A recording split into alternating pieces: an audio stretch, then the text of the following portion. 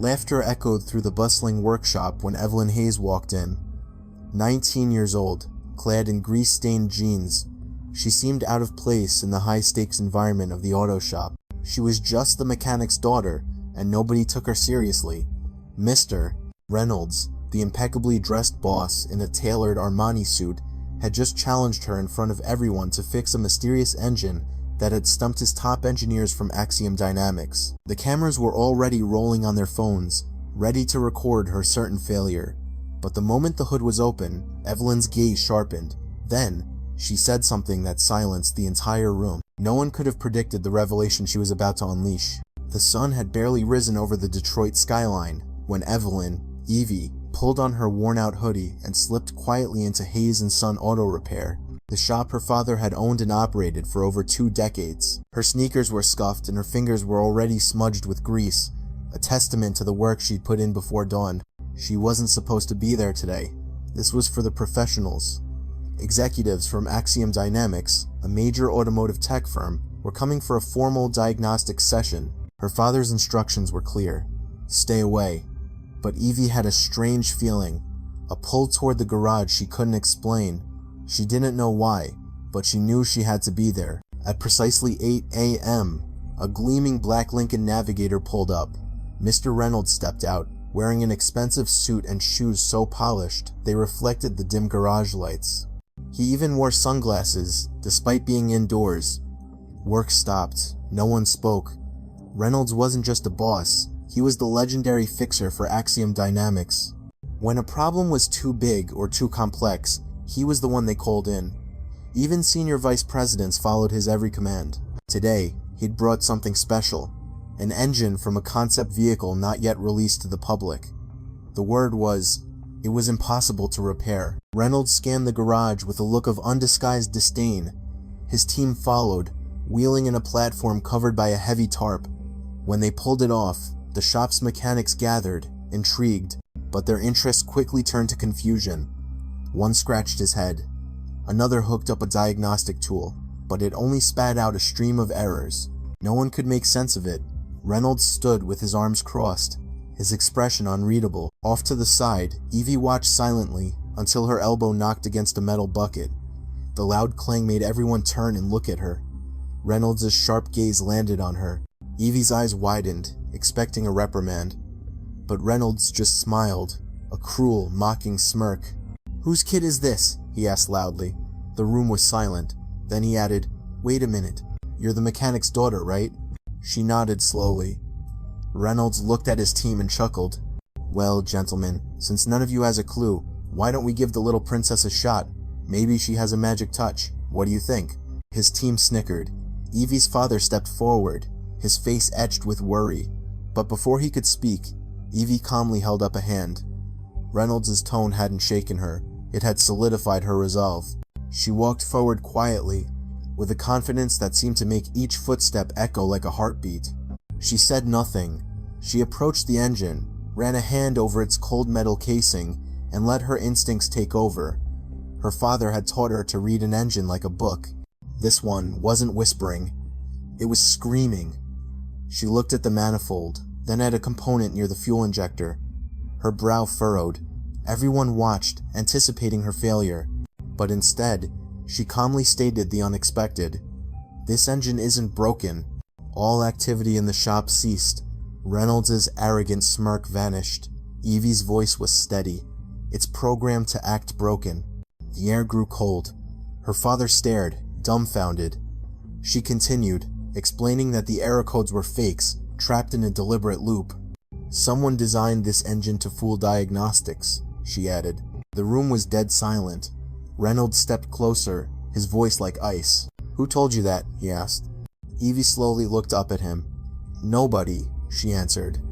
After a moment, she added, "But whoever did this wanted to waste your time chasing problems that don't exist."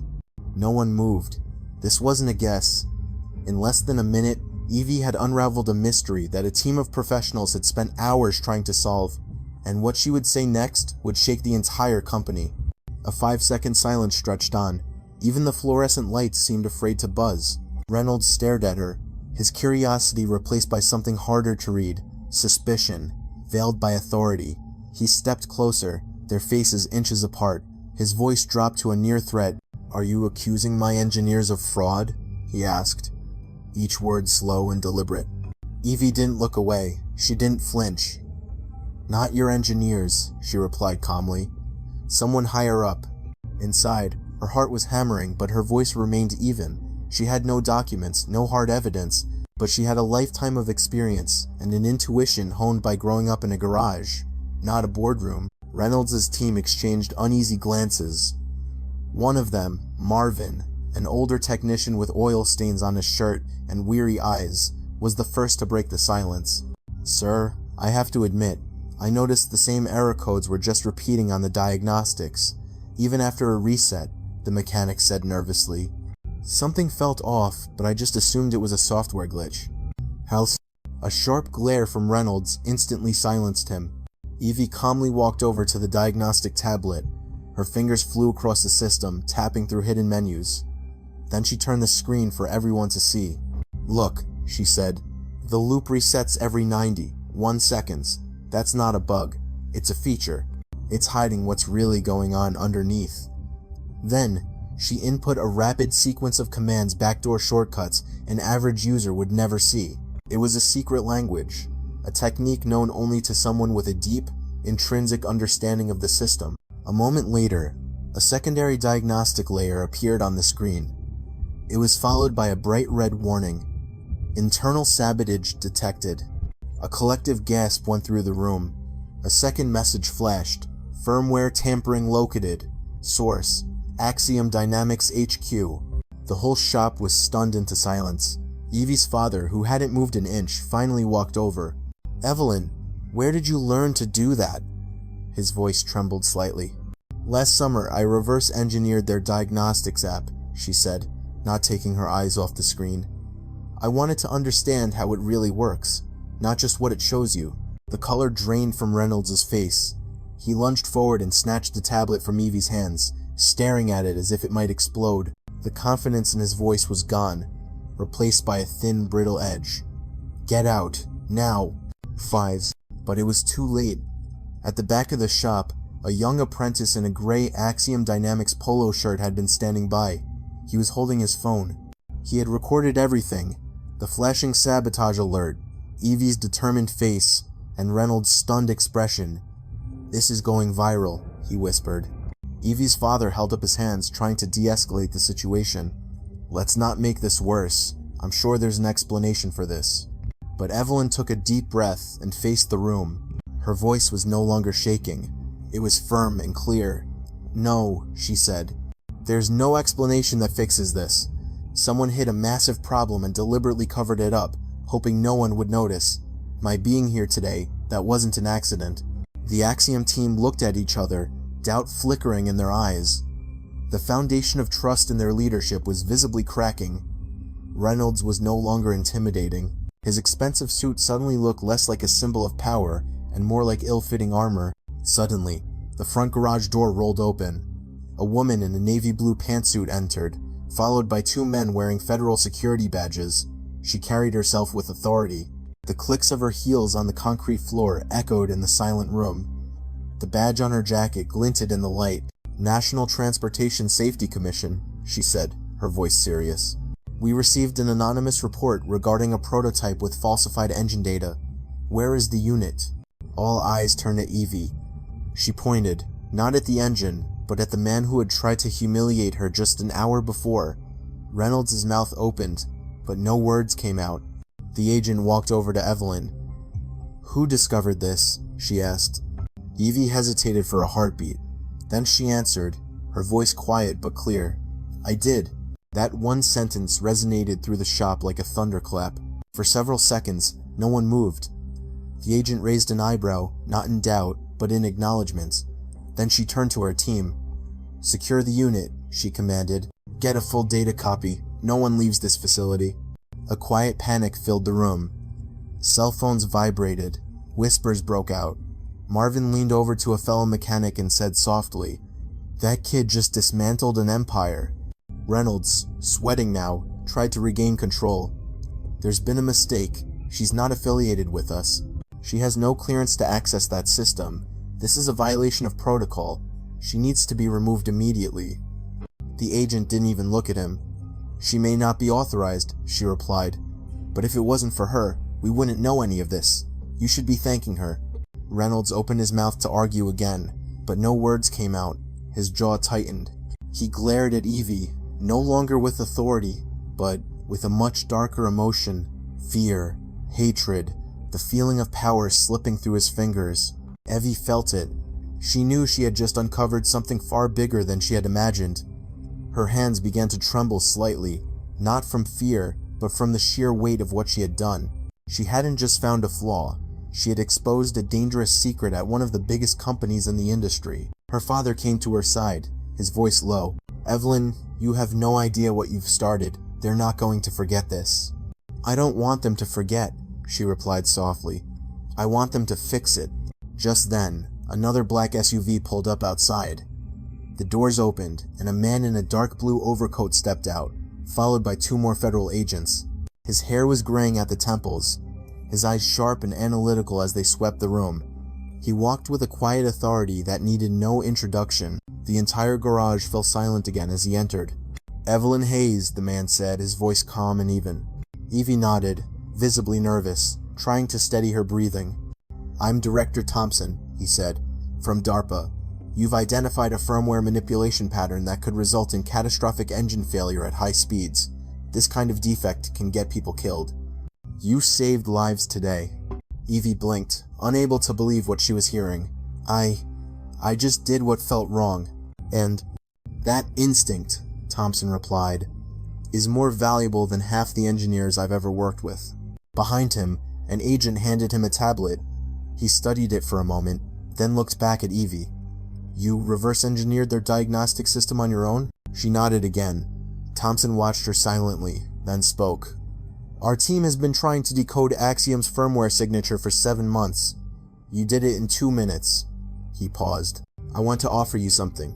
And Evie glanced at her father, who was standing to the side, his face a mask of shock and immense pride.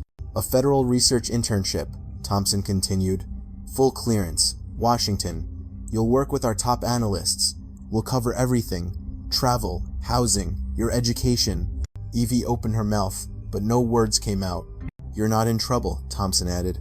"But you might be in danger. Axiom will do everything in its power to bury this. Powerful people don't like being exposed. So this offer, it's also for your protection." Finally, Evie found her voice. "I wasn't trying to get a job. I was just trying to help my dad." "And that's exactly why we want you," Thompson replied. But before she could answer, a shout came from across the room. "She's a liar!" Everyone turned. It was Mr. Reynolds, striding forward again. This time, he was holding a document. "This is her high school transcript," he announced. "No college degree, no certifications, no formal training. Are you going to let a teenager embarrass an entire industry based on a hunch and a home-brewed app?" Evie stood frozen. For the first time, a flicker of doubt appeared on some of the faces in the room. But Director Thompson was unmoved. He looked from Reynolds to Evie, then he slowly pulled an envelope from inside his coat. "Let's settle this," he said. From his pocket, he produced a sealed envelope. Inside this is an encryption puzzle that has gone unsolved for 2 years. It's firmware-level complexity. Even our best analysts haven't been able to crack it. He placed the envelope carefully on a workbench. The soft tap seemed to deepen the tension in the room. "Go ahead," he said. "Solve it." A heavy silence fell over the garage. Evie looked at the envelope, then slowly picked it up. It felt heavier than it should. Everyone in the room, the agents, the engineers, the security detail, and the man trying to ruin her, watched her every move. This was no longer just about proving a point. This was a test of her right to even be in that room. It was, perhaps, the key to her survival. She pulled out the paper. It was dense with hex codes and algorithms, clean, intricate, the kind of code that had stumped supercomputers and government cryptographers. And now it was in her hands. Director Thompson stood with his arms crossed. "No pressure," his posture said, "but everything is on the line." Evie was quiet. She took out her phone, not to look up and answer, but to open a diagnostic tool she had built herself during countless sleepless nights. It wasn't fancy, but it was fast, built on pure instinct. She entered the sequence. Behind her, Reynolds let out a loud scoff. "This is ridiculous," he sneered. "A phone app? That code could bring down government systems, and you're letting a child play with a toy?" Evie heard him but tuned him out. As the app processed, she followed the logic in her head, piece by piece, and then it clicked. The code wasn't a wall. It was a mirror. It was designed to reflect the logic of whoever was trying to solve it. That was the trap. That was the mistake. It was a simple deception masquerading as complexity. Most analysts had approached it with a traditional mindset. But Evie didn't come from tradition. Her education was in experience, in raw curiosity, and in the thousands of hours she'd spent in a garage instead of with textbooks. She opened the raw hex editor and manually recompiled a section of the code. Buried deep in the mess was a single repeating line that shouldn't have been there. It was creating an infinite loop, a feedback trap that posed as genius. She deleted it. Instantly, the code collapsed in on itself, resolving into clean, readable data. The room was silent. Evie handed the output to Director Thompson. He examined it carefully. His eyes widened slightly as he turned it to show his team. An agent leaned in. "That's it," he whispered. "That's the seed key." She opened it. Reynolds stumbled back a step as if the ground beneath him had given way. His mouth hung open, but no words came out. His expression shifted from shock to humiliation, and finally, to pure rage. Director Thompson turned to face him, his voice quiet but heavy with authority. "A civilian just solved an encryption that your entire sector couldn't crack in 2 years. Maybe next time, you'll think twice before you dismiss someone as worthless." Evie felt her father's hand on her shoulder. It was gentle, firm, and filled with pride. His eyes were shining, not with tears, but with the overwhelming honor of seeing his daughter surpass the very experts who had always looked down on people like them. But it wasn't over. Thompson turned back to Evie. "You're officially a national asset, Ms. Hayes. You may not understand the weight of that now, but it means you're protected. Your world is about to change. Fast." Evie nodded, still trying to process everything, when her phone buzzed. A new message. No name. Unfamiliar number. The text was short and cold. "You shouldn't have done that." Her eyes widened. She immediately showed it to Director Thompson. His face went grim. He passed the phone to an agent. "Trace it, now." "Hi, Mel." "What's happening?" Evie asked. Thompson's voice lowered, almost to a whisper. "That number isn't registered. There's no digital trail. Whoever sent this, they know we're here. They're watching us." Outside the garage, a delivery truck drove by slowly. Too slowly. Evie noticed the driver, wearing dark sunglasses and a headset, his face completely blank. He didn't stop, just cruised past and disappeared around the corner. One of the agents spoke into his radio. "Possible surveillance unit. Activate security protocol Alpha. Lock down the perimeter." Suddenly, alarms blared from the four corners of the building. Steel shutters slammed down, sealing the entire garage. Thompson faced Evie again, his expression grave, his tone now cold and sharp. "You've just pulled a thread connected to something far more dangerous than faulty code. You've exposed something they buried a long time ago, and they will do anything to keep it hidden." "Hull?" Evie stared at the sealed doors, then looked at the man who had started it all.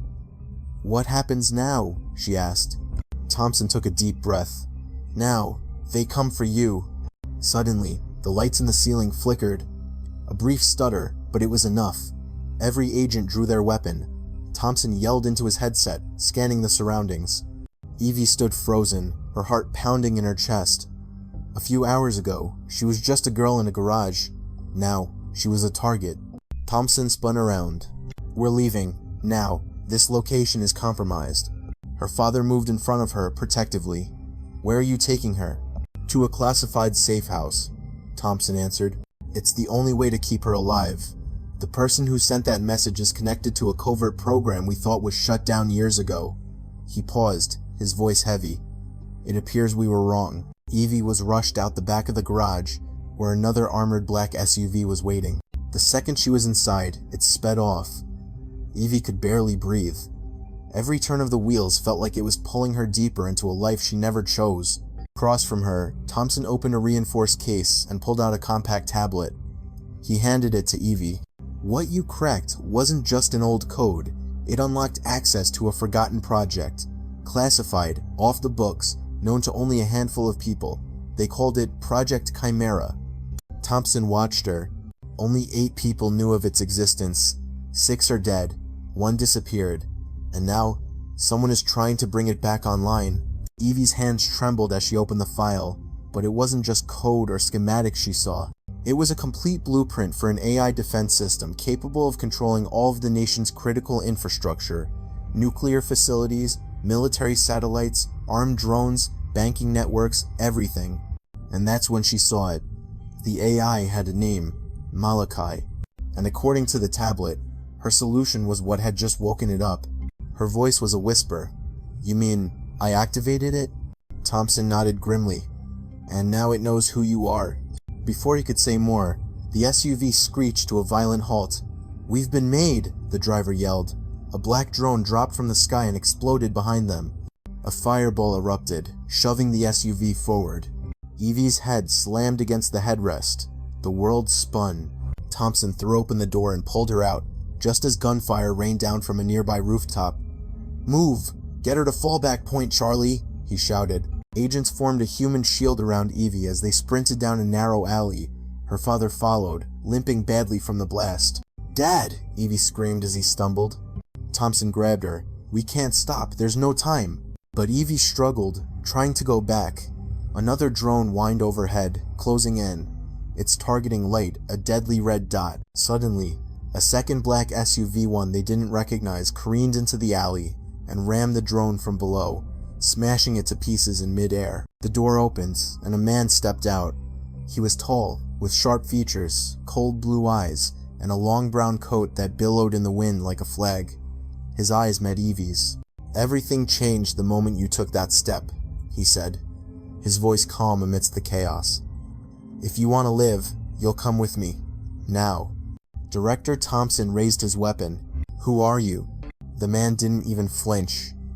"The one thing you never told her," he answered coolly. "I'm the 7th. The color drained from Thompson's face. "That's impossible. You're supposed to be dead." The man smiled, a faint, knowing smile. "And yet, here I am." Evie was stunned. She looked at Thompson, then back at the stranger. Her instincts were torn. The man held out his hand to her. "You want to know the truth? The whole truth?" he asked. "Then come with me, because the next 24 hours will decide who holds all the power." The hum of more approaching drones grew louder. Red lights began to flicker across the city sky. Chaos was descending, and Evelyn Hayes was now at the very center of it all. Above them, the city lights began to flicker and dim, their glow strained under the weight of the coming storm. Evie could feel it in her bones. The world was tipping into chaos. The man in the brown coat stood like a statue, calm and ready, as if he knew exactly what came next. Thompson's team was closing in, but the stranger's confidence was a knife cutting through the noise. Evie looked at her father. He gave her a single nod. No words, just trust. She stepped forward and took the man's hand. His grip was firm. "I'll show you everything," he said. "But once you see the truth, there's no going back." Deep beneath the city, in a high-tech underground bunker, screens flickered to life, showing faces Evie had never seen, documents stamped with the seals of Chimera and Malakai. What he showed her wasn't a theory, it was real. A powerful AI system, originally built to defend the country, had gone rogue. The Protector had become the threat. "You unlocked the key that can change everything," the man said. "This system can save millions, or it can destroy them. And right now, you are the only one who can guide it. Your mind, the way you see patterns, you're the only one who can interface with it." The weight of that responsibility felt like a mountain on Evie's shoulders. But beneath it all, something else was growing, a quiet, intense fire. She wasn't just a kid who could fix an engine anymore. She was now the last line of defense. Hours passed. She trained, she learned, she prepared. While the world above teetered on the brink, a new force was being forged below, a force ready to take back control. Until the moment came. Evie stood before a central control panel. Her hands were steady, her gaze was clear, her heart burned with clarity. This was her decision. She pressed the button. For a split second, the world stopped. No sound, no movement. Then, the main screen lit up, not with alarms or data streams, but with a voice. It wasn't mechanical, it was warm, alive. "Hello, Evelyn," it said. "Are you ready?" Outside, across the country, the drones froze in midair. The gunfire ceased. The chaos halted, as if time itself was listening. The very machine that had pushed the world to the brink had been brought to heel. Nothing would ever be the same. But this was only the beginning. The story of Evelyn Hayes serves as a reminder. True power doesn't always come from position, a diploma, or a title. Sometimes, it's hidden in the people we overlook. A quiet genius in a world of noise. She wasn't just a mechanic's daughter anymore. She was the one holding the key, ready for the next adventure.